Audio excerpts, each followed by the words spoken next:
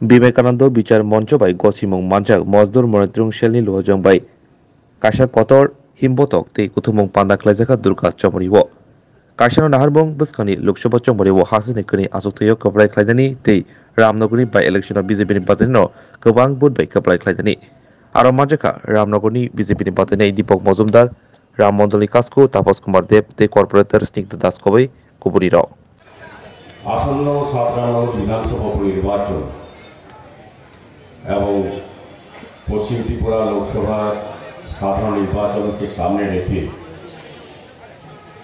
ভারতীয় জনতা পার্টি সহ বিভিন্ন সংগঠনের পক্ষ থেকে বিভিন্ন কর্মসূচি বিভিন্ন কার্যক্রম প্রতিনিয়ত প্রতিদিন করা হচ্ছে। তারই অঙ্গ হিসাবে আজকে মনিটরিং সেলের উদ্যোগে এই সভা। আমি প্রথমেই উপস্থিত সকলকে আমার আন্তরিক শুভেচ্ছা এবং ধন্যবাদ জানাই। পাশাপাশি উপস্থিত সকলের সঙ্গে এই রামনগর যারা নির্বাচক মণ্ডলী আছে এবং পশ্চিম ত্রিপুরার যারা নির্বাচক মণ্ডলী প্রত্যেকের কাছে আমি ব্যক্তিগতভাবে আমার দলীয় তরফ থেকেও আমি দীপক মজুমদার এই ৭ নগর উপনির্বাচনের প্রার্থী হিসাবে আপনাদের আশীর্বাদ চাইছি, ভোট চাইছি এবং কাজ করার সুযোগ চাইছি। পাশাপাশি পশ্চিম ত্রিপুরা লোকসভা কেন্দ্রের যিনি প্রার্থী হয়েছেন এই রাজ্যের প্রাক্তন মুখ্যমন্ত্রী বর্তমান রাজ্যসভার সাংসদ সকলের প্রিয় শ্রী বিপ্লব কুমার দেবের পক্ষে আমি ভোট চাইছি, আশীর্বাদ চাইছি, ওনাকে বিপুল ভোটে জয়যুক্ত করবেন। তো নির্বাচনী সভায় বিপ্লব কর মহোদয় এবং তাপস দেব আপনাদের যেমন ভোট চাইছেন, আশীর্বাদ চাইছেন, পাশাপাশি এই রাজ্য সরকার এবং কেন্দ্রীয় সরকারের এই রাজ্যের উন্নয়নের জন্য কি কি কাজ করেছেন, বিশেষ করে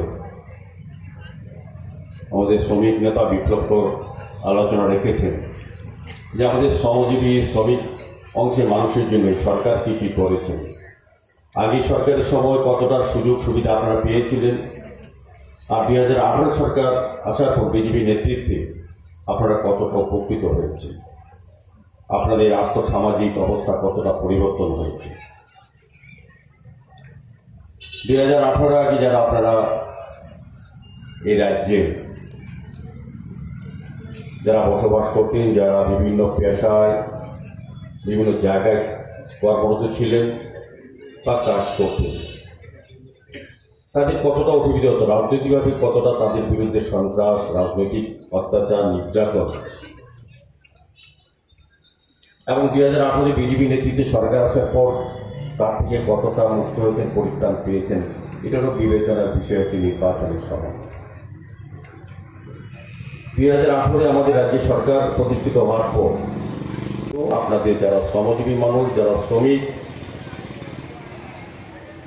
তাদের জন্য কিন্তু সরকার অনেক কিছু কর্মসূচি গ্রহণ করেছেন, অনেক কিছু কর্মসূচি বাস্তবায়িত করা হয়েছে, যেটা বিপ্লব কর বলার চেষ্টা করেছেন বা তুলে ধরেছেন। আমি নির্বাচনে আমি বলবো, এই নির্বাচনটা শুধুমাত্র দীপক মজুমদার বা কিংবা বিপ্লবদের কিংবা কীর্তি সিং দেববর্মাকে ভোট দেওয়া নির্বাচন নয়। এই নির্বাচন হচ্ছে মোদীজিকে তৃতীয়বারের জন্য প্রধানমন্ত্রী হিসেবে নিযুক্ত করা নির্বাচন, নির্বাচিত করা নির্বাচন, এবং দেশের সার্বভৌমত্ব, দেশের সুরক্ষা, দেশের গণতন্ত্রকে সুদৃঢ় করার ক্ষেত্রে মোদীর হাতকে শক্তিশালী করার এই নির্বাচন। ৭ নগর উপনির্বাচনে আমি যারা রামনগরের ভোটাররা আছেন, নির্বাচক মণ্ডলী আছেন, তাদের কাছে আমার প্রার্থনা, আমার প্রত্যাশা যে তারা আমাকে কাজ করার সুযোগ দেবেন। এই নির্বাচনী এলাকায় সারা রাজ্যের উন্নয়নের সঙ্গে যাতে রামনগরের উন্নয়ন আরও ত্বরান্বিত হয়, সেটাকে সামনে রেখে আমাকে কাজ করার জন্য আশীর্বাদ করবেন। আমি কথা দিচ্ছি, রামনগরে যারা শুধু নির্বাচক মণ্ডলী আছেন, যে আমাকে একটিবার সুযোগ দিন, আমার উপর ভরসা রাখুন, আস্থা রাখুন, আমি আপনাদের পাশে থাকবো, আপনাদের হয়ে কাজ করব। আমি আগরতলা শহরে মেয়র হিসেবেও 2 বছর হয়েছে আমি কাজ করার চেষ্টা করেছি, আগরতলাকে নতুন রূপে সাজানোর চেষ্টা করেছি। আমাদের কর্পোরেটর, বিশেষ করে রামনগরে যারা কর্পোরেটর আছেন, এখানে স্নিগ্ধাদি আছেন, তার সঙ্গে সকলকে নিয়ে রামনগরের প্রতিটি রাস্তা, ড্রেন, নিকাশি ব্যবস্থা, আলোর ব্যবস্থা এবং পানীয় জলের ব্যবস্থা সমস্ত কিছু কাজ করার চেষ্টা করেছি এবং করব। তো যেহেতু পৌর নিগমে আছি, যদি আপনাদের আশীর্বাদে বিধায়ক হিসেবে কাজ করার সুযোগ পায়, তবে পবিত্র বিধানসভায় এই রামনগরের সমস্যা তুলে ধরে মন্ত্রিসভায়, মুখ্যমন্ত্রী সহ মন্ত্রিসভায় সহযোগিতা রামনগরে আরো বেশি করে উন্নয়ন করা যায় কিনা সেদিকে আমি লক্ষ্য রাখবো, কাজ করব। শুধু আপনাদের আশীর্বাদ চাই, আপনাদের বিশ্বাস চাই। আমি রামনগরে আগেও কাউন্সিলর ছিলাম, পরবর্তী সময়ে চেয়ারম্যান হয়েছিলাম আগরতলা পৌর পরিষদে, আগরতলার শহরবাসীর জন্য কাজ করেছিলাম, রামনগরের সঙ্গে কাজ করেছিলাম। মেয়র সভাতে প্রতিটি ওয়ার্ডে কর্পোরেটরের সঙ্গে প্রতিটি রামনগরের প্রতিটি সমস্যা সম্বন্ধে আমি অবহিত আছি, প্রতিটি মানুষের চাহিদা সম্বন্ধে আমার উপলব্ধি অনুধাবনা আছে। আমি চেষ্টা করব প্রতিটি কাজ যাতে সুন্দরভাবে সরকারের পাশে থেকে করা যায় সেদিকে আমি দৃষ্টি রাখবো, আমি কাজ করব।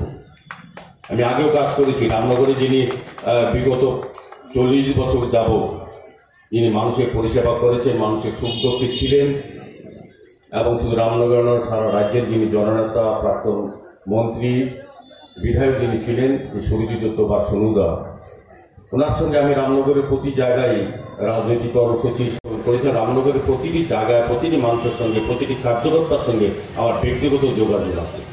আমার বিশ্বাস এবং প্রত্যাশা থাকবে রামনগর মানুষ আমাকে কাজের মানুষ হিসাবে আমাকে আশীর্বাদ করবেন, যাতে আমি রামনগরের প্রতিটি এলাকার উন্নয়নের জন্য আমি সারা রাজ্যের উন্নয়নের সঙ্গে কাজ করতে পারি। আর পাশাপাশি আমি বলবো, আমাদের পশ্চিম ত্রিপুরা লোকসভার যিনি প্রার্থী হয়েছেন বিপ্লব কুমার দেব, তিনি 2018 আগে সিপিএমের সন্ত্রাস, সিপিএমের নির্যাতন থেকে মানুষকে মুক্ত করেছেন, গণতন্ত্রকে পুনরুদ্ধার করেছেন, সেই প্রাক্তন মুখ্যমন্ত্রী বর্তমান সাংসদ বিপ্লব কুমার দেবকে বেশি ভোটে জয়ী করে ওনাকে পাঠাবেন। এই কারণে পার্লামেন্টে আমাদের রাজ্যের উন্নয়নের স্বার্থে বিপ্লব কুমার দেবকে বিপুল ভোটে জয়ী করবেন। আর আমাদের যিনি প্রার্থী হয়েছেন আমার বিরুদ্ধে, আমি বলবো যে রতন দাস, আমি বেশি কিছু বলবো না। রতন দাস সম্বন্ধে আপনাদের আইডিয়া আছে, আপনাদের অভিজ্ঞতা আছে। দীর্ঘ 25 বছর আমাদের সরকার আসার আগে টানা যে সন্ত্রাস ছিল রাজ্যে, আমাদের রামনগর ছিল সন্ত্রাসের অন্যতম জায়গা। এখানে প্রচুর আমাদের কার্যকর্তারা খুন হয়েছেন, কর্মীরা খুন হয়েছিলেন, বহু লোক বাড়ি ছাড়া, গৃহ ছাড়া হয়েছিল। অগ্নিসংযোগ প্রতিটি নির্বাচনের পরেই রামনগরের প্রতিটি এলাকায় অগ্নিসংযোগ হতো, গৃহ ছাড়া হতো, প্রচুর কর্মীরা রাজ্য ছাড়া রাজ্যের বাইরে থাকতে হতো। প্রচুর মা বোনদের যারা উপস্থিত আছেন তাদেরকে নির্যাতন করত, ধর্ষণ করত এই রতন দাসের পার্টি, সিপিএম পার্টি। কাজে এই নির্বাচনে রতন দাসকে উপযুক্ত শিক্ষা দিতে হবে, তার বিরুদ্ধে সরব হতে হবে এবং তার ভোট চাইবার, আমি বলবো এই রামনগরবাসীর কাছে রতন দাসের ভোট চাইবার অধিকার নেই। তবে গণতান্ত্রিক পদ্ধতিতে উনি অনেকখানি যাচ্ছেন। আমাদের বিশেষ করে সংখ্যালঘু এলাকায় গিয়ে সুরসুরি দিচ্ছেন, বলছেন যে বিজেপি যদি জয়লাভ করে তবে আপনাদের মসজিদে কাজ হবে না, আপনাদের আজান দেওয়া বন্ধ হবে, নামাজ করতে পারবেন না। এরা যে মিথ্যে কথা। 2018 সরকার আসার পর বিজেপি নেতৃত্বে এমন কোনো রাজ্যের মধ্যে কোনো মসজিদ আক্রান্ত হয়নি, কোথাও কোনো মুসলিম সংখ্যালঘু ভাই বোনদের নামাজ বা আজান দিতে অসুবিধা হয়নি।